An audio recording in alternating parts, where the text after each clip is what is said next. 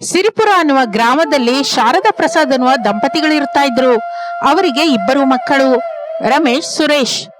ದೊಡ್ಡ ಮಗ ರಮೇಶ್ ಪಟ್ಟಣದಲ್ಲಿ ಓದಿಕೊಂಡು ಅಲ್ಲಿಯೇ ಕೆಲಸ ಮಾಡುತ್ತಾ ಅನಾಮಿಕಾ ಅನ್ನುವ ಪಟ್ಟಣದ ಹುಡುಗಿಯನ್ನು ಪ್ರೇಮಿಸಿ ಮದುವೆ ಮಾಡಿಕೊಳ್ಳುತ್ತಾನೆ. ಎರಡನೇ ಮಗ ಸುರೇಶ್ ಊರಿನಲ್ಲಿಯೇ ವ್ಯವಸಾಯ ಮಾಡಿಕೊಳ್ಳುತ್ತಾ ಅವನಿ ಅನ್ನುವ ಹಳ್ಳಿಯ ಹುಡುಗಿಯನ್ನು ಮದುವೆ ಮಾಡಿಕೊಂಡಿರ್ತಾನೆ. ಅನಾಮಿಕಾ ರಮೇಶರಿಗೆ ಮಕ್ಕಳು ಹರೀಶ್, ನವ್ಯ ಇರುತ್ತಾರೆ. ಶಾರದಂಗೆ ಮೊದಲಿನಿಂದ ಹಳ್ಳಿಯ ಸಂಪ್ರದಾಯವೆಂದರೆ ಹೆಚ್ಚಿನ ಮಹತ್ವ. ಪಟ್ಟಣದವರ ಅಭ್ಯಾಸವೆಂದರೆ ನಿಜಕ್ಕೂ ಆಗ್ತಾ ಇರಲಿಲ್ಲ. ಅದಕ್ಕೆ ಚಿಕ್ಕ ಸೊಸೆ ಅವನಿ ಎಂದರೆ ಆಕೆಗೆ ಅಮಿತವಾದ ಪ್ರೇಮ. ದೊಡ್ಡ ಸೊಸೆ ಅನಾಮಿಕಾ ಅಂದರೆ ಏನೋ ತಿಳಿಯದ ಕೆಟ್ಟ ನೋಟ.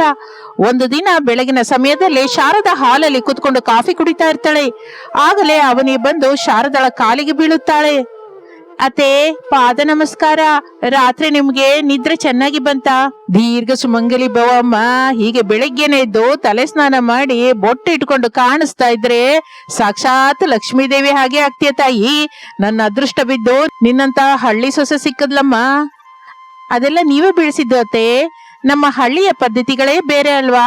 ದೊಡ್ಡವರನ್ನು ಗೌರವಿಸುವುದು ನಮ್ಮ ರಕ್ತದಲ್ಲಿಯೇ ಇರುತ್ತೆ. ಹೌದು ತಾಯಿ, ಹೌದು. ಅದೇ ಪಟ್ಟಣದ ಸೊಸೆ ಅನಾಮಿಕಳನ್ನು ನೋಡು, ಇನ್ನೂ ನಿದ್ರೆಯಿಂದ ಎದ್ದಿದ್ದಾಳೋ ಇಲ್ವೋ. ಸೂರ್ಯ ಮೇಲಕ್ಕೆ ಬಂದ್ರು ಅವಳಿಗೆ ಎಚ್ಚರವಾಗಲ್ಲ. ಅಷ್ಟರಲ್ಲಿ ಅನಾಮಿಕಾ ಹಾಲ್ಗೆ ಬರುತ್ತಾಳೆ. ಕೈಯಲ್ಲಿ ಲ್ಯಾಪ್ಟಾಪ್ ಬ್ಯಾಗ್, ಭುಜಕ್ಕೆ ಪರ್ಸು ತಗಲಿಸಿಕೊಂಡು ಗಾಬರಿಯಿಂದ ಇರ್ತಾಳೆ. ಗುಡ್ ಮಾರ್ನಿಂಗ್ ಅತ್ತೆ. ಮಾವ ಎದ್ರ? ಅವರಿಗೆ BP ಟ್ಯಾಬ್ಲೆಟ್ಸ್ ಹಾಕೊಳ್ಬೇಕಾದ ಟೈಮ್ ಆಯ್ತು. ಎದ್ರಮ್ಮ, ಆದ್ರೂ ನಿಂಗೇನಕ್ಕೆ ಗಡಿಬಿಡಿ? ಬೆಳಗಿನ ಎಲ್ಲಿಗೆ ಹೊರಟಿದ್ಯಾ? ಮನೆಯಲ್ಲಿ ಕೆಲಸವೆಲ್ಲ ಯಾರು ಮಾಡ್ತಾರೆ ಅಂದ್ಕೊಂಡಿದ್ಯಾ? ಅತ್ತೆ, ಈ ದಿನ ನನಗೆ ಆಫೀಸಲ್ಲಿ ಇಂಪಾರ್ಟೆಂಟ್ ಮೀಟಿಂಗ್ ಇದೆ, ಅದಕ್ಕೆ ಬೇಗನೆ ಹೋಗ್ತಾ ಇದ್ದೀನಿ. ಮನೆ ಕೆಲಸದವಳು ಲಕ್ಷ್ಮಿಗೆ ಎಲ್ಲ ಹೇಳಿದ್ದೀನಿ. ಹರೀಶ್, ನವ್ಯರನ್ನು ಸ್ಕೂಲ್ ಬಸ್ ಹತ್ತಿಸಿ ಹೋಗ್ತೀನಿ. ನೋಡಿದ್ಯಾವನಿ, ಪಟ್ಟಣದ ಓದು ಉದ್ಯೋಗ ಅಂದ್ರೆ ಇಷ್ಟೇ. ಮನೇನ ಮಕ್ಕಳನ್ನ ಏನು ಹಚ್ಕೊಳ್ಳೋದಿಲ್ಲ. ಈಗ ನೋಡು, ಆಫೀಸು ಮೀಟಿಂಗು ಅಂತ ತಿರುಗ್ತಾ ಇರ್ತಾರೆ. ಹೆಣ್ಣು ಅಂದ ಮೇಲೆ ಅಡಿಗೆ ಮನೆಯಲ್ಲಿ ಸೌಟು ತಿರುಗಿಸ್ಬೇಕು ಹೊರತು ಈ ಕಂಪ್ಯೂಟರ್ ಮುಂದೆ ಕುತ್ಕೊಂಡ್ರೆ ಏನ್ ಬರುತ್ತೆ? ಅದೇ ಅಲ್ವಾ ಅತ್ತೆ, ನಮ್ಮೂರಾದ್ರೆ ಸೊಸೆಯರು ಅಂದ್ರೆ ಬೆಳಗಿನ ಜಾವೇ 4 ಗಂಟೆಗೆ ಎದ್ದು ಬಾಗಿಲು ತೊಳೆದು ರಂಗೋಲಿ ಹಾಕಿ ಎಲ್ರಿಗೂ ಟಿಫಿನ್ ರೆಡಿ ಮಾಡ್ತಾ ಇದ್ಲು. ಈ ಪಟ್ಟಣದವರಿಗೆ ಅದೆಲ್ಲಿ ಬರುತ್ತೆ? ಅವ್ರಿಗೆಲ್ಲ ಮಿಷಿನೇ ಅಲ್ವಾ. ಅತ್ತೆ, ನಾನು ಕೆಲಸ ಮಾಡ್ತಾ ಇದ್ದೀನಿ. ಮನೆ ಜವಾಬ್ದಾರಿ ಯಾವತ್ತೂ ನಿರ್ಲಕ್ಷ್ಯ ಮಾಡಿಲ್ವಲ್ಲ. ರಾತ್ರಿ ಎಲ್ಲರಿಗೂ ನಾನೇ ಅಲ್ವಾ ಅಡಿಗೆ ಮಾಡಿದ್ದು. ಏನೋ ಕುಕ್ಕರ್ನಲ್ಲಿ ಬಿಸಾಕಿ 2 ಕೂಗು ಕೂಗ್ಸಿದ್ರೆ ಅಡಿಗೆ ಆದಾಗ ಅವನಿನ ನೋಡು, ಸೀಗಡಿ ಪಚ್ಚಡಿನ ಎಷ್ಟು ಚೆನ್ನಾಗಿ ರುಬ್ಬಿದ್ಲು. ಆ ಕೈ ರುಚಿ ನಿನ್ಗೇನ್ ಗೊತ್ತಾಗುತ್ತೆ ಬಿಡು. ಸರಿ ಸರಿ, ನಿನ್ನ ಆಫೀಸ್ಗೆ ಟೈಮ್ ಆಗಿ ಹೋಗ್ತಾ ಇದೆಯಲ್ಲ, ಹೋಗು. ನನ್ ಕರ್ಮವೆಲ್ದಿದ್ರೆ ಈ ವಯಸ್ಸಲ್ಲಿ ಕೂಡ ನಾನೇ ಮಾಡ್ಕೊಂಡು ತಿನ್ಬೇಕು. ಅಷ್ಟರಲ್ಲಿ ಪ್ರಸಾದ್ ಅಲ್ಲಿಗೆ ಬರುತ್ತಾನೆ. ಏನ್ ಶಾರದಾ, ಬೆಳಿಗ್ಗೆನೆ ಶುರು ಮಾಡಿದ್ಯಾ? ಅನಾಮಿಕಾ ನಮ್ಮ ಮನೆಗೆ ಬಂದ ಮೇಲೆ ನಮ್ಮ ಆರ್ಥಿಕ ಪರಿಸ್ಥಿತಿ ಎಷ್ಟು ಚೆನ್ನಾಗಿದೆ ನಿಂಗೆ ಗೊತ್ತಾಗಿಲ್ವಾ?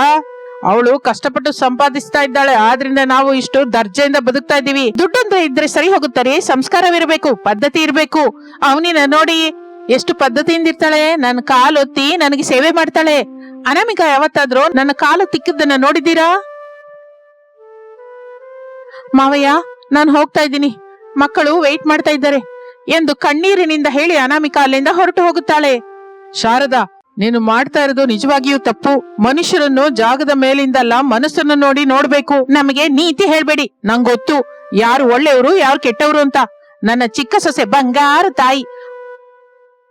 ಹಾಗಿರುವಾಗ ಸಾಯಂಕಾಲದ ವೇಳೆಯ ಸಮಯದಲ್ಲಿ ಶಾರದಾ ಅವನಿ ಮನೆಯಲ್ಲಿರುತ್ತಾರೆ. ಅವನಿ, ಸ್ವಲ್ಪ ಸೊಂಟ ನೋವ್ತಾ ಇದೆಯೇ? ಆ ಅನಾಮಿಕಾ ಇನ್ನೂ ಬಂದಿಲ್ಲ. ನೀನು ಸ್ವಲ್ಪ ಆಯಿಲ್ ತಂದು ನನ್ನ ಸೊಂಟಕ್ಕೆ ತಿಕ್ತೀಯಾ? ಒಬ್ಬ, ಈಗ ಆಯಿಲ್ ತಿಕ್ಬೇಕಾ? ಸೀರಿಯಲ್ ಟೈಮ್ ಆಗ್ತಾ ಇದೆ ಅತ್ತೆ. ಏನಮ್ಮ? ಏನಿಲ್ಲ ಅತ್ತೆ, ಈಗ್ಲೇ ತರ್ತೀನಿ. ಆದ್ರೆ ನನಗ್ ಸ್ವಲ್ಪ ತಲೆ ನೋವ್ತಾ ಇದೆ. ಈ ದಿನ ಹಗಲೆಲ್ಲ ಬಟ್ಟೆ ಒಗೆದು ಮನೆ ಒರೆಸಿ ಸುಸ್ತಾಗಿದೆ ಅಲ್ವಾ? ಅಯ್ಯೋ ಹೌದಲ್ವಾ, ನೀನೆಷ್ಟು ಕಷ್ಟಪಡ್ತೀಯ ತಾಯಿ. ಅನಾಮಿಕಾ ಏನು AC ರೂಮಲ್ಲಿ ಕೂತ್ಕೊಂಡ್ ಬರ್ತಾಳೆ. ಸರಿ ಬಿಡು, ನೀನ್ ಹೋಗಿ ರೆಸ್ಟ್ ತಗೋ. ನಾನು ಏನು ಒಂದು ತರ ಅಡ್ಜಸ್ಟ್ ಆಗ್ತೀನಿ. ಅಮ್ಮಯ್ಯ, ತಪ್ಪಿಸ್ಕೊಂಡೆ. ಹಾಗೆ ಅಂದುಕೊಂಡು ಅವನಿ ರೂಮ್ ಒಳಗೆ ಹೋಗಿ ಫೋನ್ ನೋಡ್ತಾ ಕುತ್ಕೋತಾಳೆ. ಇಷ್ಟರಲ್ಲಿ ರಮೇಶ್, ಸುರೇಶ್ ಇಬ್ಬರು ಮನೆಗೆ ಬರುತ್ತಾರೆ. ಅಮ್ಮ, ಕಾಫಿ ಕೊಡ್ತೀಯಾ? ಅವನಿಗೆ ತಲೆನೋವು ಆಗ್ತಾ ಇದೆ ಕಣೋ. ಪಾಪ ಹಗಲೆಲ್ಲ ಕಷ್ಟಪಟ್ಟಿದ್ದಾಳಲ್ಲ, ನೀನೇ ಹೋಗಿ ಕಲ್ಸ್ಕೋ. ದಿನಾನು ಇದೇನಾ? ಆಕೆ ಯಾವಾಗ ನೋಡಿದ್ರು ಫೋನಲ್ಲಿ ರೀಲ್ಸ್ ನೋಡ್ತಾ ಕೂತಿರ್ತಾಳೆ. ನೀನೇನೋ ಕಷ್ಟಪಡ್ತಾಳೆ ಅಂತ್ಯಾ. ಬಾಯ್ ಮುಚ್ಚು. ನನ್ ಸೊಸೆ ಬಗ್ಗೆ ಏನಂದ್ರು ನಾನ್ ಸುಮ್ನಿರಲ್ಲ. ಅದೇ ಸಮಯದಲ್ಲಿ ಅನಾಮಿಕಾ ಆಫೀಸಿಂದ ಬರುತ್ತಾಳೆ. ಕೈಯಲ್ಲಿ ಸ್ವೀಟ್ ಬಾಕ್ಸ್, ಹೂಗುಚ್ಛ ಇರುತ್ತದೆ. ಅತ್ತೆ, ಮಾವಯ್ಯ, ಈ ದಿನ ನನಗೆ ಪ್ರಮೋಷನ್ ಬಂದಿದೆ. ಮ್ಯಾನೇಜರ್ ಆಗಿ ಪ್ರಮೋಟ್ ಮಾಡಿದ್ದಾರೆ. ತುಂಬಾ ಸಂತೋಷ ತಾಯಿ, ನಿಜವಾಗಿಯೂ ಎಷ್ಟು ಗೌರವ ಅನ್ಸುತ್ತೋ. ಪ್ರಮೋಷನ್ ಬಂದ್ರೆ ಮನೆಗೆ ಕೊಂಬು ಬರ್ತಾ, ಆದ್ರೂ ಹೆಣ್ಣಿಗೆ ಇದೆಲ್ಲ ಏನಕ್ಕೆ? ಟೈಮ್ಗೆ ಮನೆಗ್ ಬಂದು ಗಂಡಂಗ್ ಸ್ವಲ್ಪ ಅನ್ನ ಹಾಕಿದ್ರೆ ಸಾಕು. ಅಮ್ಮ, ಯಾಕಮ್ಮ ಹಾಗೆ ಮಾತಾಡ್ತಾ ಇದ್ಯಾ? ಅವಳು ಎಷ್ಟು ಕಷ್ಟ ಪಡ್ತಾ ಇದ್ರು ನಂಗೆ ಗೊತ್ತು. ಕನಿಷ್ಠ ಅಭಿನಂದಿಸಿದೆ ಇದ್ರು ಪರವಾಗಿಲ್ಲ, ನಿರುತ್ಸಾಹ ಪಡಿಸ್ಬೇಡ. ಪರವಾಗಿಲ್ಲ ರಮೇಶ್, ಅತ್ತೆಗೆ ಹಳೆ ಕಾಲದ ಆಲೋಚನೆ ಇರುತ್ತಲ್ವಾ, ನಿಧಾನವಾಗಿ ಅರ್ಥ ಮಾಡ್ಕೋತಾರೆ ಬಿಡಿ. ಹಾಗೆಂದು ಅನಾಮಿಕಾ ಸ್ವೀಟ್ಸ್ ಎಲ್ಲರಿಗೂ ಕೊಡುತ್ತಾಳೆ. ಅವನಿ ಸ್ವೀಟ್ ತೆಗೆದುಕೊಳ್ಳುತ್ತಾ, ಅಕ್ಕ, ಪ್ರಮೋಷನ್ ಅಂದ್ರೆ ಸಂಬಳ ಕೂಡ ಹೆಚ್ಚಾಗುತ್ತಾ? ಅಂದ್ರೆ ನಮ್ಮವರಿಗೆ ಹೊಸ ಬೈಕ್ ಕೊಡಿಸ್ಬೋದಲ್ಲ, ಹಳೇದು ತುಂಬಾ ಟ್ರಬಲ್ ಕೊಡ್ತಾ ಇದೆ. ತಪ್ಪದೆ ಅವನಿ, ಸುರೇಶ್ಗೆ ಬೈಕ್ ಅಗತ್ಯವಲ್ಲ, ನಾಳೆನೆ ಬುಕ್ ಮಾಡೋಣ. ನೋಡು ಎಷ್ಟು ಅಹಂಕಾರ, ದುಡ್ಡಿದೆ ಅಂತ ಚಿಕ್ಕವನನ್ನ ಬೇಡ್ಕೊಳ್ಳೋನಾಗಿ ಮಾಡಿದ್ದಾಳೆ ಎಂದು ಮನಸ್ಸಿನಲ್ಲಿ ಅಂದುಕೊಂಡ ಶಾರದಾ ಮೇಲಕ್ಕೆ ಮಾತ್ರ, ನೀನೇ ಏನು ಕೊಂಡ್ಕೋತೀಯಾ, ಅವನೇ ಕೊಂಡ್ಕೋತಾನೆ ಎಂದು ಅನ್ನುತ್ತಾಳೆ. ಹಾಗೆ ದಿನಗಳು ಕಳೆಯುತ್ತಾ ಇರುತ್ತದೆ. ಒಂದು ದಿನ ರಾತ್ರಿ ಶಾರದಂಗೆ ವಿಪರೀತವಾದ ಎದೆನೋವು ಬರುತ್ತದೆ. ಮನೆಯಲ್ಲಿ ಗಂಡಸರು ಯಾರೂ ಇರುವುದಿಲ್ಲ. ರಮೇಶ್, ಸುರೇಶ್, ಪ್ರಸಾದ್ ಊರಿನಲ್ಲಿ ನಡೆಯುವ ಜಾತ್ರೆಗೆ ಸಾಮಾನು ತರೋದಕ್ಕೆ ಹೋಗಿರುತ್ತಾರೆ. ಮನೆಯಲ್ಲಿ ಶಾರದಾ, ಅನಾಮಿಕಾ, ಅವನಿ ಮಾತ್ರವೇ ಇರುತ್ತಾರೆ. ಅಮ್ಮ, ನೋವು, ಎದೆ ಚೂರಾಗ್ತಾ ಇರೋ ಅನಿಸ್ತಾ ಇದೆ. ಅವನಿ ಅವನಿ ಆ ಸಮಯದಲ್ಲಿ ಅವನಿ ಪಕ್ಕದ ರೂಮಲ್ಲಿ ನಿದ್ರೆ ಹೋಗ್ತಾ ಇರ್ತಾಳೆ. ಶಾರದಳ ಅರ್ಚಾಟ ಕೇಳಿ ಎಚ್ಚರವಾಗುತ್ತದೆ. ಆದ್ರೆ ಸೋಂಬೇರಿತನದಿಂದ ಮತ್ತೆ ಬೆಡ್ಶೀಟ್ ಹೊಕ್ಕೋತಾಳೆ. ಅವನಿ ತನ್ನಲ್ಲಿ ತಾನು, ಈ ಮುದುಕಿಗೆ ಇದೇ ಕೆಲಸ, ರಾತ್ರಿ ಹೊತ್ತು ಏನೋ ಒಂದು ಗಲಾಟೆ ಮಾಡ್ತಾನೆ ಇರ್ತಾಳೆ. ಈಗ ಹೋಗಿ ಕೇಳಿದ್ರೆ ಒಳ್ಳೆ ನೀರು ಕೊಡು, ಕಾಲುತ್ತು ಅಂತಾಳೆ. ಯಾರಾದ್ರೂ ನೋಡ್ಕೋತಾರೆ ಬಿಡು, ನನಗ್ ನಿದ್ರೆ ಬರ್ತಾ ಇದೆ.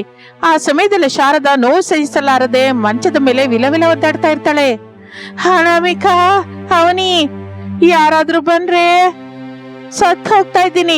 ಆಗ ಅನಾಮಿಕಾ ತನ್ನ ರೂಮಿನಲ್ಲಿ ಲ್ಯಾಪ್ಟಾಪ್ ಅಲ್ಲಿ ವರ್ಕ್ ಮಾಡ್ಕೋತಾ ಇರ್ತಾಳೆ. ಶಾರದಳ ಮುಳುಗುವ ಶಬ್ದ ಕೇಳಿ ತಕ್ಷಣ ಓಡಿಕೊಂಡು ಬರುತ್ತಾಳೆ. ಅತ್ತೆ, ಏನಾಯ್ತು ಅತ್ತೆ? ಎದೆ ನೋವ್ತಾ ಇದೆ ಅಮ್ಮ, ಉಸಿರಾಡ್ತಾ ಇಲ್ಲ ಅನಾಮಿಕಾ. ಅನಾಮಿಕಾ ಗಾಬರಿಯಾಗದೆ ತಕ್ಷಣ ಫೋನ್ ತೆಗೆದು ಆಂಬ್ಯುಲೆನ್ಸ್ಗೆ ಕಾಲ್ ಮಾಡುತ್ತಾಳೆ.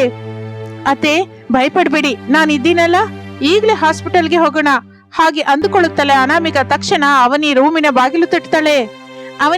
ಅವನಿ ಬಾಗಿಲು ತೆಗೆ, ಅತ್ತೆಗೆ ಸೀರಿಯಸ್ ಆಗಿದೆ. ಅವನಿ ಒಳಗಿಂದ ಬೇಸರಿಕೆಯಿಂದ, ಅಕ್ಕ ಅಂತ ಏನೇನಿಲ್ಲ, ಅತ್ತೆಗೆ ಆಸಿಡಿಟಿ ಆಗಿರುತ್ತೆ, ಸೋಡಾ ಕುಡಿಸಿದ್ರೆ ಸರಿ ಹೋಗುತ್ತೆ, ನನ್ ನಿದ್ದೆ ಹಾಳು ಮಾಡ್ಬೇಡ. ಅವನಿ, ಹೊರಗ್ ಬಾ ಮೊದ್ಲು. ನಿನ್ನ ಆಸಿಡಿಟಿ ಅಲ್ಲ, ಆಕೆಗೆ ಬೆವರು ಕೂಡ ಬರ್ತಾ ಇದೆ, ಪಲ್ಸು ಬಿದ್ದು ಹೋಗ್ತಾ ಇದೆ. ನಾವು ತಕ್ಷಣ ಹಾಸ್ಪಿಟಲ್ಗೆ ಕರ್ಕೊಂಡು ಹೋಗ್ಬೇಕು, ನನ್ಗೆ ಹೆಲ್ಪ್ ಮಾಡು. ಓ ಗಾಡ್, ಅರ್ಧ ರಾತ್ರಿ ಹಾಸ್ಪಿಟಲ್ ಅಂದ್ರೆ ನನ್ನಿಂದಾಗಲ್ಲಕ್ಕ. ನನಗೆ ಬ್ಲಡ್ ಅಂದ್ರೆ ಭಯ, ಹಾಸ್ಪಿಟಲ್ ವಾಸನೆ ಕೂಡ ಆಗೋದಿಲ್ಲ. ನೀನೇ ಕರ್ಕೊಂಡು ಹೋಗು, ನಾನು ಮನೆ ಹತ್ರ ಮಕ್ಕಳನ್ನ ನೋಡ್ಕೋತೀನಿ. ಅತ್ತೆ ಪ್ರಾಣ ಹೋಗುವಾಗಿದ್ರೆ ನಿನಗೆ ನೆನಪಿಗೆ ಬರುತ್ತಾ? ಛೀ, ನಿನ್ನ ಹತ್ರ ಮಾತಾಡೋ ಟೈಮ್ ಇಲ್ಲ ನಂಗೆ. ಅನಾಮಿಕಾ ಒಬ್ಬಳೆ ಶಾರದಳನ್ನು ಕಾರುವರೆಗೆ ಎತ್ಕೊಂಡು ಹೋಗ್ತಾಳೆ. ಡ್ರೈವರ್ ಇಲ್ಲದೆ ಇದ್ದರಿಂದ ತಾನೇ ಡ್ರೈವಿಂಗ್ ಸೀಟಲ್ಲಿ ಕುತ್ಕೋತಾಳೆ. ಶಾರದಳನ್ನು ಹಿಂದಿನ ಸೀಟಲ್ಲಿ ಮಲಗಿಸುತ್ತಾಳೆ. ಅತ್ತೆ, ಧೈರ್ಯವಾಗಿರಿ, 10 ನಿಮಿಷದಲ್ಲಿ ಹಾಸ್ಪಿಟಲ್ ಇರೋಣ, ನಿಮ್ಗೇನು ಆಗಲ್ಲ ಅಂತ ನಾನು ಮಾತು ಕೊಡ್ತಾ ಇದ್ದೀನಿ. ಹಾಗೆ ಅನ್ನುತ್ತಾ ಇರುವಾಗ ಶಾರದಾ ಕಾರಿನ ಕನ್ನಡಿಯಿಂದ ಅವನಿ ಕಡೆ ನೋಡ್ತಾಳೆ.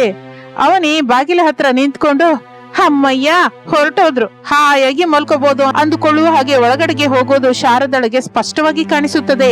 ಶಾರದಳ ಕಣ್ಣಿನಲ್ಲಿ ನೀರು ಬರುತ್ತೆ. ಹಾಗೆ ಅವರು ಪಟ್ಟಣದಲ್ಲಿರುವ ದೊಡ್ಡ ಕಾರ್ಪೊರೇಟ್ ಹಾಸ್ಪಿಟಲ್ಗೆ ಸೇರಿಕೊಳ್ಳುತ್ತಾರೆ. ಅನಾಮಿಕಾ ಶಾರದಳನ್ನು ಎಮರ್ಜೆನ್ಸಿ ವಾರ್ಡ್ ಅಲ್ಲಿ ಜಾಯಿನ್ ಮಾಡ್ತಾಳೆ. ಡಾಕ್ಟರ್ ತಕ್ಷಣ ಟ್ರೀಟ್ಮೆಂಟ್ ಶುರು ಮಾಡುತ್ತಾರೆ. ಒಳ್ಳೆ ಟೈಮ್ಗೆ ಕರ್ಕೊಂಡ್ ಬಂದಿದ್ದೀರಮ್ಮ, ಇನ್ನೊಂದು ಅರ್ಧ ಗಂಟೆ ಲೇಟ್ ಆಗಿದ್ರೆ ಹಾರ್ಟ್ ಸ್ಟ್ರೋಕ್ ಸಿವಿಯರ್ ಆಗಿ ಪ್ರಾಣಕ್ಕೆ ಪ್ರಮಾದವಾಗ್ತಾ ಇತ್ತು. ಈಗ ಆಕೆ ಸ್ಟೇಬಲ್ ಆಗಿದ್ದಾರೆ, ಆದ್ರೆ ಅಬ್ಸರ್ವೇಷನ್ ಅಲ್ಲಿ ಇರಬೇಕು. ಥ್ಯಾಂಕ್ ಯು ಡಾಕ್ಟರ್, ಎಷ್ಟು ಖರ್ಚಾದ್ರೂ ಪರವಾಗಿಲ್ಲ, ಬೆಸ್ಟ್ ಟ್ರೀಟ್ಮೆಂಟ್ ಕೊಡಿ. ಸರಿಯಮ್ಮ, ಫಾರ್ಮಾಲಿಟೀಸ್ ಎಲ್ಲ ಪೂರ್ತಿ ಮಾಡಿ. ಹಾಗೆ ಅಂದ ಮೇಲೆ ತಕ್ಷಣ ಅನಾಮಿಕಾ ದುಡ್ಡನ್ನು ಕಟ್ಟಿ ಔಷಧಿ ತಂದು ರಾತ್ರಿಯೆಲ್ಲ ಶಾರದಳ ಪಕ್ಕದಲ್ಲೇ ಕೂತ್ಕೊಂಡು ಸೇವೆ ಮಾಡ್ತಾಳೆ. ಶಾರದಂಗೆ ಪ್ರಜ್ಞೆ ಬಂದಾಗ ನೋಡಿದರೆ ಅನಾಮಿಕಾ ತನ್ನ ಕೈಯನ್ನು ಹಿಡಿದುಕೊಂಡು ಅಳ್ತಾ ಇರೋದು ಕಾಣಿಸುತ್ತೆ. ಅನಾಮಿಕಾ, ನೀರಸವಾಗಿ ಶಾರದಾ ಅನಾಮಿಕಳನ್ನು ಕರೆಯುತ್ತಲೇ ಅನಾಮಿಕಾ ತಕ್ಷಣ ಎದ್ದು, ಅತ್ತೆ ಪ್ರಜ್ಞೆ ಬಂತಾ? ಈಗ ಹೇಗಿದೆ? ನೋವು ಸ್ವಲ್ಪ ಕಡಿಮೆ ಆಯ್ತಾ?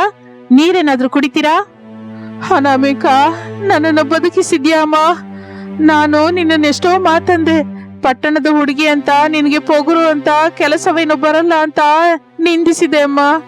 ಆದ್ರೆ ಕಡೆಯ ನಿಮಿಷದಲ್ಲಿ ನನ್ನ ಪ್ರಾಣವನ್ನು ನಿಲ್ಸಿದ್ದೆ ನೀನೇ ಅಮ್ಮ. ಅತ್ತೆ, ಗತದ ಬಗ್ಗೆ ಈಗ ಏನಕ್ಕೆ? ನೀವು ನನ್ನ ತಾಯಿ ಅಂತವರು, ನಿಮ್ಮನ್ನ ಕಾಪಾಡ್ಕೊಳ್ಳೋದು ನನ್ನ ಜವಾಬ್ದಾರಿ, ಇದರಲ್ಲಿ ದೊಡ್ಡದೇನಿದೆ? ಇಲ್ಲ ಅನಾಮಿಕಾ, ನಾನು ತಪ್ಪು ಮಾಡಿದೆ. ಅವನಿ ಹಳ್ಳಿ ಹುಡುಗಿ, ಕಲ್ಮಶವಿಲ್ಲದವಳು ನನ್ನ ಮೇಲೆ ಪ್ರೇಮವಿದೆ ಅಂದ್ಕೊಂಡೆ. ಆದ್ರೆ ನಿನ್ನೆ ರಾತ್ರಿ ನಾನು ಸಾವು ಬದುಕಿನಲ್ಲಿದ್ದಾಗ ಅವಳು ಕನಿಷ್ಠ ರೂಮಿಂದ ಹೊರ ಕೂಡ ಬರ್ಲಿಲ್ಲ ಅಮ್ಮ. ಬಹಳ ಬೇಜಾರ್ ಮಾಡ್ಕೊಂಡ್ಲು. ನೀನು ಪಟ್ಟಣದ ಹುಡುಗಿಯಾದ್ರೂ ಮಾನವತ್ವ ಇದ್ದವಳು. ಆಪತ್ತಿನಲ್ಲಿದ್ದಾಗ ಆದರಿಸುವ ಗುಣ ಮುಖ್ಯ ಹೊರತು ಹುಟ್ಟಿದ ಊರು ಅಲ್ಲ ಅಂತ ನನಗೆ ಬುದ್ಧಿ ಬರೋ ಹಾಗೆ ಮಾಡಿದೆ ಅಮ್ಮ. ಇಷ್ಟರಲ್ಲಿ ಪ್ರಸಾದ್, ರಮೇಶ್, ಸುರೇಶ್ ವಿಷಯ ತಿಳಿಯುತ್ತಲೇ ಗಾಬರಿಯಿಂದ ಹಾಸ್ಪಿಟಲ್ಗೆ ಬರುತ್ತಾರೆ. ಅವನಿ ಕೂಡ ಅಲ್ಲಿಗೆ ಬರ್ತಾಳೆ. ಶಾರದಾ, ಹೇಗಿದೆಯಮ್ಮ ಈಗ? ಎಂತ ಕೆಲಸ ನಡೆದೋಯ್ತು? ಮನೆಗೆ ಬಂದ ಮೇಲೆ ಅವನಿ ಹೇಳಿದ್ರೆ ಗೊತ್ತಾಯ್ತು. ಶಾರದ ಕೋಪದಿಂದ ಅವನಿ ಕಡೆ ನೋಡುತ್ತಾ, ಅವನಿ ಹೇಳದ್ಲಾ? ಏನ್ ಹೇಳಿದ್ಲು? ಅತ್ತೆಗೆ ಆರೋಗ್ಯ ಚೆನ್ನಾಗಿಲ್ಲದೆ ಅನಾಮಿಕಾ ಅಕ್ಕ ಹಾಸ್ಪಿಟಲ್ಗೆ ಕರ್ಕೊಂಡು ಹೋದ್ಲು ಅಂತ ಹೇಳದ್ಲಾ? ಇಲ್ಲ ನಾನ್ ನಿದ್ದೆ ಹೋದ್ರೆ ಡಿಸ್ಟರ್ಬ್ ಮಾಡಿದ್ರು ಅಂತ ಹೇಳದ್ಲಾ? ಅತ್ತೆ, ಅದು ನನಗೆ ನಿಜವಾಗಿ ಭಯವಾಯ್ತು ಅತ್ತೆ. ಅದಕ್ಕೆ ನಿಲ್ಸೆ ನಿನ್ನ ನಾಟಕ. ರಾತ್ರಿ ನನ್ನ ಪ್ರಾಣ ಹೋಗ್ತಾ ಇದ್ರೆ ನನ್ನ ನಿದ್ದೆ ಹಾಳು ಮಾಡ್ಬೇಡ ಅಂತಂದೆ. ನೀನು ಮನುಷ್ಯನ? ನಿಜವಾಗಿ ಹಳ್ಳಿ ಸೊಸೆ ಅಂತ ನೆತ್ತಿ ಮೇಲೆ ಇಟ್ಕೊಂಡು ನೋಡಿದ್ನೆ. ಪಟ್ಟಣದ ಸೊಸೆ ಒಳ್ಳೆಯವಳಲ್ಲ ಅಂತ ಅನಾಮಿಕಳನ್ನ ಅಳಿಸ್ದೆ. ಛೀ, ನನ್ನ ಬದುಕು. ಅಸಲಾದ ಬಂಗಾರವನ್ನು ನನ್ನ ಪಕ್ಕದಲ್ಲಿ ಇಟ್ಕೊಂಡು ಹಿತ್ತಳೆ ನೋಡಿ ಸಂತೋಷ ಪಟ್ಟೆ. ಅಮ್ಮ, ಏನ್ ನಡೀತು? ಅವನು ಏನ್ ಮಾಡಿದ್ಲು? ಏನ್ ಮಾಡಿದ್ಲ? ನಾನು ಸತ್ತು ಹೋಗ್ತಾ ಇದ್ರೆ ಕನಿಷ್ಠ ನೀರು ಕೂಡ ಕೊಟ್ಟಿಲ್ಲ ಕಣೋ. ಅನಾಮಿಕಾ ಇಲ್ದೆ ಇದ್ದಿದ್ರೆ ಈ ಹೊತ್ತಿಗೆ ನನ್ನ ಶವಕ್ಕೆ ಹಾರ ಹಾಕ್ತಾ ಇದ್ರಿ. ಅನಾಮಿಕಾ ಒಬ್ಬಳೆ ನನ್ನ ಎತ್ಕೊಂಡು ಕಾರ್ ಹೊರಗೆ ತಂದ್ಲು. ರಾತ್ರಿ ಎಲ್ಲ ಕಣ್ಣು ರೆಪ್ಪೆ ಮುಚ್ಚದೆ ನನ್ನ ಸೇವೆ ಮಾಡಿದ್ಲು. ಅವನಿ, ನೀನ್ ಇಷ್ಟು ಸ್ವಾರ್ಥ ಅಂತ ಗೊತ್ತಿರ್ಲಿಲ್ಲ. ನನ್ನನ್ನು ಕ್ಷಮಿಸಿ ಅತ್ತೆ, ನನಗೆ ನಿಜವಾಗಿ ಗೊತ್ತಿಲ್ಲ ಸೀರಿಯಸ್ ಅಂತ. ಏನೋ ಆಸಿಡಿಟಿ ಅಂದ್ಕೊಂಡೆ. ಸಾಕು, ಇನ್ನೊಂದು ಮಾತು ಕೂಡ ಅನ್ಬೇಡ. ನನಗೆ ಹಳ್ಳಿ ಸೊಸೆನೂ ಬೇಡ, ಪಟ್ಟಣದ ಸೊಸೆನೂ ಬೇಡ. ನಂಗೆ ಪ್ರೇಮವನ್ನು ಹಂಚುವ ಮಗಳು ಬೇಕು, ಅದು ಅನಾಮಿಕಾ. ಅನಾಮಿಕಾ, ನನ್ನನ್ನು ಕ್ಷಮಿಸಮ್ಮ. ಇಷ್ಟು ದಿನ ನನ್ನನ್ನ ಬೇರೆಯಾಗಿ ನೋಡ್ದೆ ಅಮ್ಮ. ನಿನ್ನ ದೊಡ್ಡತನ ನೋಡಲಾರ್ದೆ ಹೋದೆ.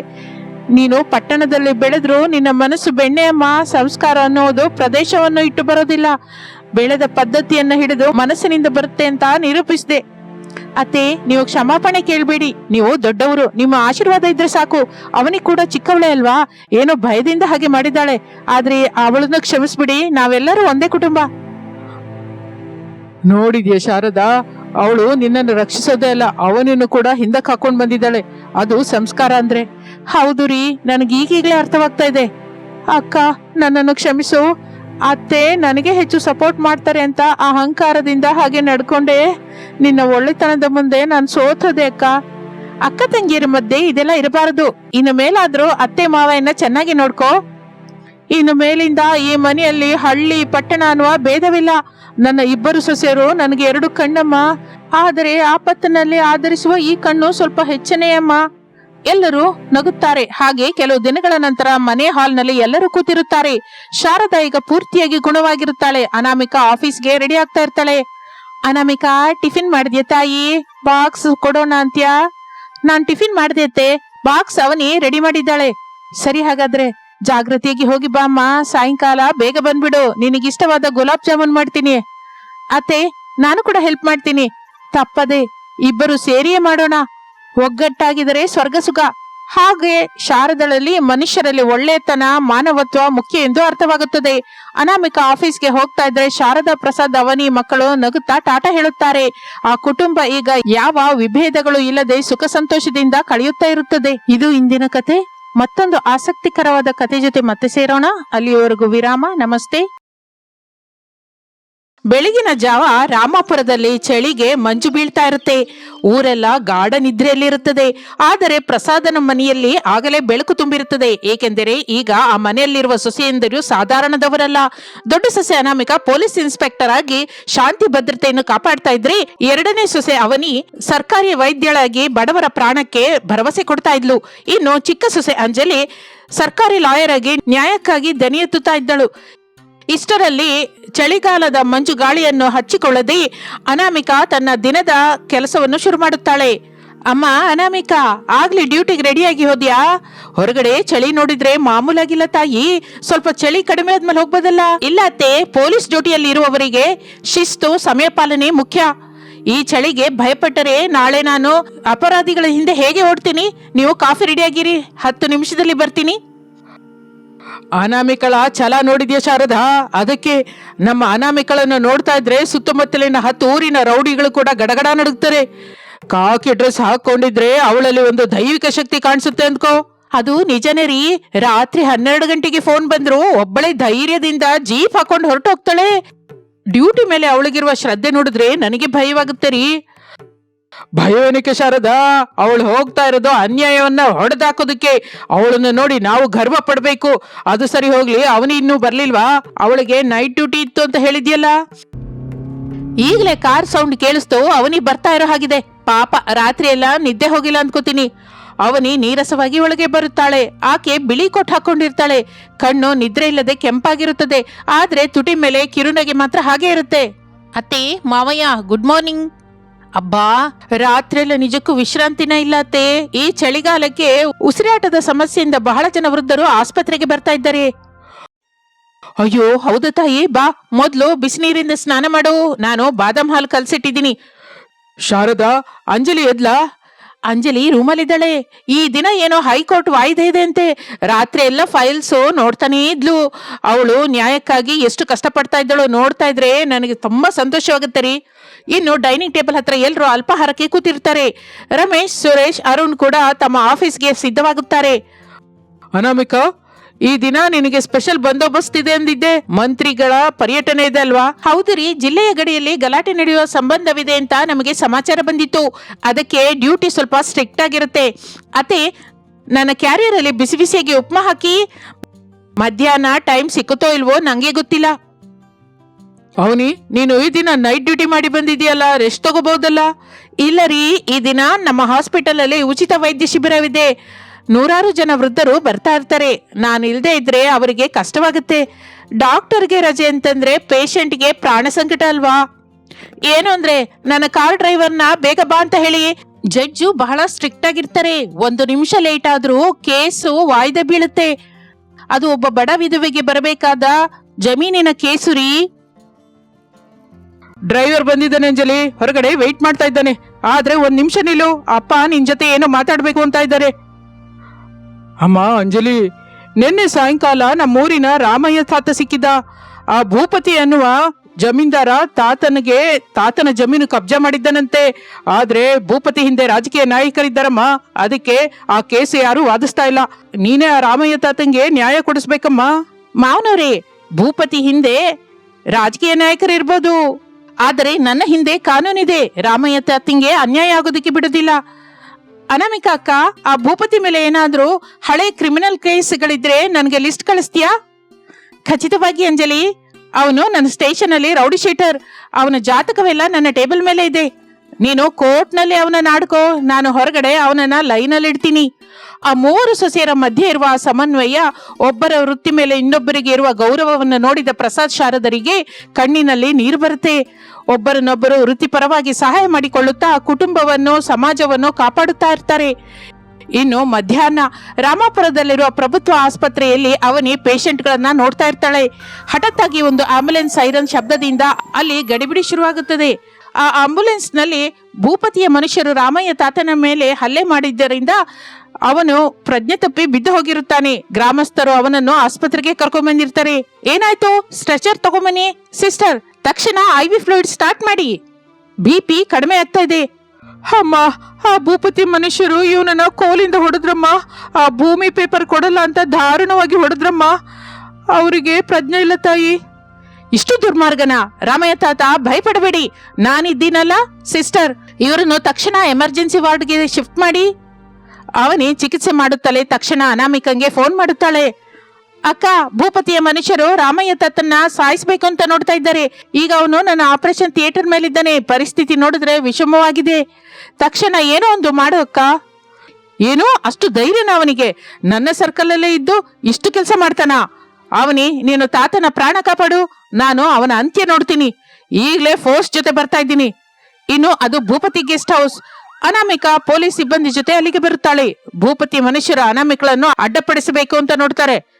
ಏಯ್, 1 ಹೆಜ್ಜೆ ಮುಂದೆ ಹಾಕಿದ್ರೆ ಕಾಲ್ ಮುರಿಯುತ್ತೆ. ಎಲ್ಲೋ ನಿನ್ನ ಭೂಪತಿ? ಒಬ್ಬ ಬಡವರನ್ನ ಹೊಡೆಯಲಿಕ್ಕೆ ನಿನ್ಗೆ ಕೈ ಹೇಗೆ ಬಂತೋ? ಇನ್ನು ಆಗಲೇ ಭೂಪತಿ ನಗುತ್ತಾ ಹೊರಗೆ ಬರುತ್ತಾನೆ. ಅನಾಮಿಕಾ ಅವರೇ, ಲೇಡಿ ಸಿಂಗಮ್ ಹಾಗೆ ಬಂದಿದ್ದೀರಾ? ಆ ಮುದುಕ ಪೇಪರ್ ಕೊಟ್ಟಿದ್ರೆ ಇಷ್ಟು ಜಗಳವಾಗ್ತಾ ಇರ್ಲಿಲ್ವಲ್ಲ. ನೀವು ಹೋಗಿ ಪೊಲೀಸ್ ಸ್ಟೇಷನಲ್ಲಿ ಕೂತ್ಕೊಳ್ಳಿ, ಇದೆಲ್ಲ ನಮ್ಗೆ ಅಭ್ಯಾಸನೇ. ಪೇಪರ್ ಅಲ್ಲ ಭೂಪತಿ, ನಿನಗೆ ಜೈಲಿನ ಕಂಬಿ ಎಣಿಸುವ ಸಮಯ ಹತ್ರ ಬಂದಿದೆ. ಅಟೆಂಪ್ಟ್ ಟು ಮರ್ಡರ್ ಕೇಸಲ್ಲಿ ನಿನ್ನನ್ನು ಅರೆಸ್ಟ್ ಮಾಡ್ತಾ ಇದ್ದೀನಿ. ನಿನ್ನ ಹಿಂದೆ ಯಾವ ರಾಜಕೀಯ ನಾಯಕರಿದ್ರು ಸರಿ, ಈ ಅನಾಮಿಕಳ ಮುಂದೆ ಅವರು ಬಚ್ಚಾನೆ.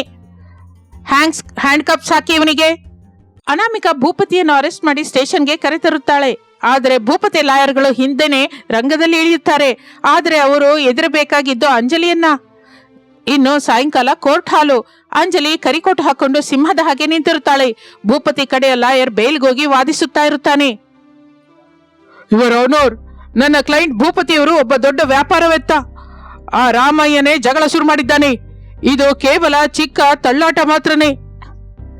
ಚಿಕ್ಕ ತಳ್ಳಾಟ ಅಂತ ಹೇಗೆ ಹೇಳ್ತಾ ಇದ್ದೀರಾ? ಯುವರ್ ಆನರ್, ತಗೊಳ್ಳಿ, ಡಾಕ್ಟರ್ ಅವನಿ ಕೊಟ್ಟ ಮೆಡಿಕಲ್ ರಿಪೋರ್ಟ್ಸ್.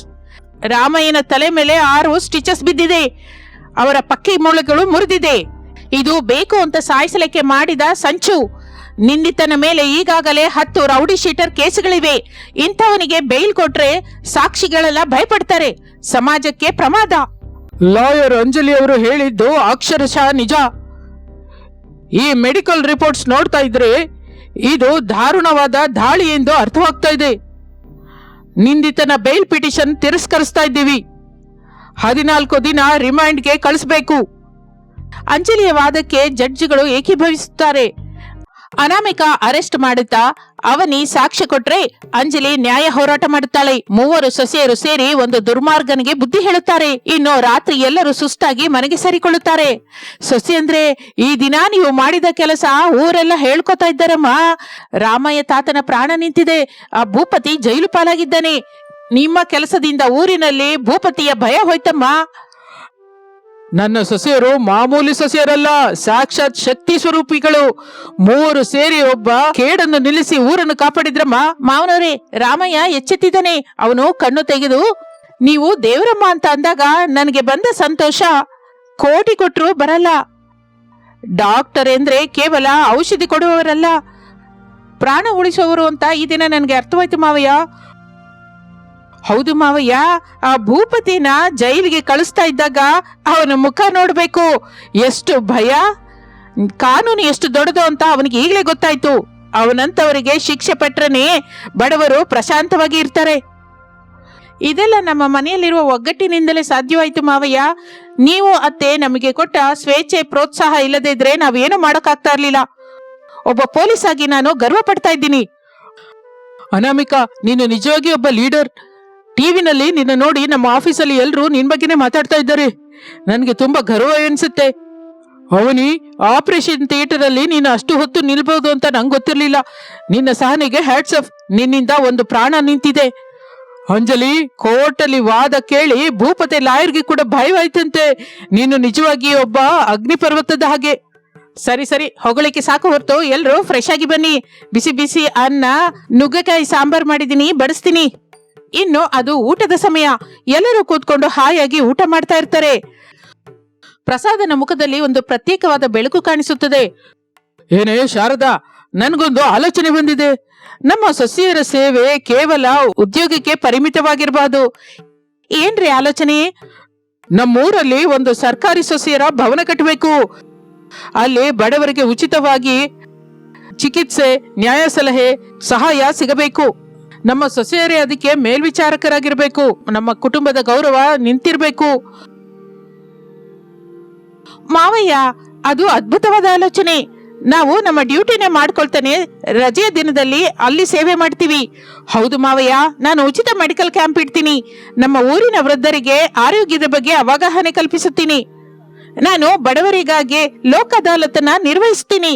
ಅವರಿಗೆ ಕಾನೂನಿನ ಬಗ್ಗೆ ವಿವರಿಸುತ್ತೀನಿ. ಹಾಗೆ ಆ 3 ಸೊಸೆಯರು ಕೇವಲ ಕೆಲಸದವರೇ ಅಲ್ಲ, ಆ ಊರಿನ ರಕ್ಷಕ ದೇವತೆಗಳಾಗಿ ಬದಲಾಗುತ್ತಾರೆ.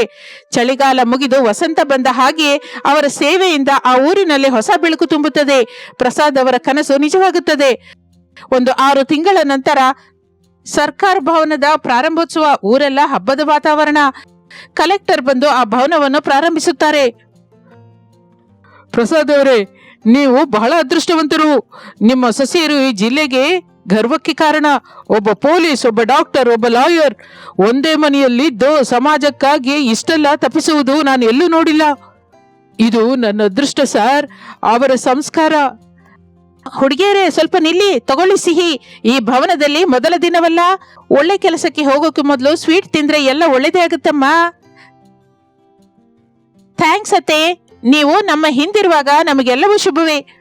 ಅನಾಮಿಕಾ, ಅವನಿ, ಅಂಜಲಿ ಡ್ಯೂಟಿಗೆ ಹೊರಡುತ್ತಾ ಇದ್ದರೆ ರಾಮಾಪುರದಲ್ಲಿರುವ ಪ್ರಜೆಗಳೆಲ್ಲರೂ ಅವರಿಗೆ ಕೃತಜ್ಞತೆಯಿಂದ ನಮಸ್ಕರಿಸ್ತಾ ಇರ್ತಾರೆ. ಸರ್ಕಾರಿ ನೌಕರಿ ಅಂದ್ರೆ ಕೇವಲ ಸಂಬಳಕ್ಕಾಗಿ ಮಾಡುವುದಲ್ಲ, ಅದು ಒಂದು ಜವಾಬ್ದಾರಿ ಎಂದು ನಿರೂಪಿಸುತ್ತಾರೆ ಪ್ರಸಾದನ ಸೊಸೆಯರು. ಆ ಮನೆ ಈಗ ಒಂದು ಗೌರವಪ್ರದವಾದ ಕೋಟೆಯ ಹಾಗೆ ಧರ್ಮಕ್ಕೆ ನಿಲಯವಾಗಿರುತ್ತದೆ. ಏನು ಅಂದ್ರೆ, ನೋಡಿದ್ರಾ ನಮ್ಮ ಸೊಸೆಯರು ಹೋಗ್ತಾ ಇದ್ರೆ ಆ ಬೀದಿ ಎಲ್ಲ ಎಷ್ಟು ಗೌರವದಿಂದ ನೋಡ್ತಾರೆ. ಹೌದು ಶಾರದಾ, ಹೆಣ್ಣು ಮಕ್ಕಳನ್ನು ಓದಿಸಿದರೆ ಅವರು ಆಕಾಶಕ್ಕೆ ಎಗರುತ್ತಾರೆ ಅಂತ ನನ್ನ ಸೊಸೆಯರು ನಿರೂಪಿಸಿದ್ದಾರೆ. ಓದ್ತಾ ಇರುವ ಸೊಸೆಯರಿದ್ದರೆ ಆ ಮನೆಗೆ ಅಲ್ಲ, ಆ ದೇಶಕ್ಕೆ ಬೆಳಕು. ನಿಜವರಿ, ಒಳಗಡೆಗೆ ಬನ್ನಿ. ಅವರು ಬರುವ ಹೊತ್ತಿಗೆ ಮತ್ತೆ ಏನಾದ್ರೂ ಹೊಸದಾಗಿ ಮಾಡಿಡಬೇಕು. ಅವರು ಹೊರಗೆ ಯುದ್ಧ ಮಾಡಿ ಬರ್ತಾ ಇದ್ದಾರಲ್ಲ, ಮನೆಗೆ ಬರುತ್ತಲೇ ಅವರಿಗೆ ನಮ್ಮ ಪ್ರೇಮ ಬೆಚ್ಚತನ ಬೇಕು. ಪ್ರಸಾದ್ ಶಾರದಾ ನಗುತ್ತಾ ಒಳಗಡೆಗೆ ಹೋಗುತ್ತಾರೆ. ಹೀಗೆ ಆ ಕುಟುಂಬ ಸಂತೋಷದಿಂದ ಜೀವಿಸುತ್ತಾ ಇರುತ್ತದೆ. ಇದು ಇಂದಿನ ಕತೆ. ಮತ್ತೊಂದು ಆಸಕ್ತಿಕರ ಕತೆ ಜೊತೆ ಮತ್ತೆ ಸೇರೋಣ. ನಮಸ್ತೆ.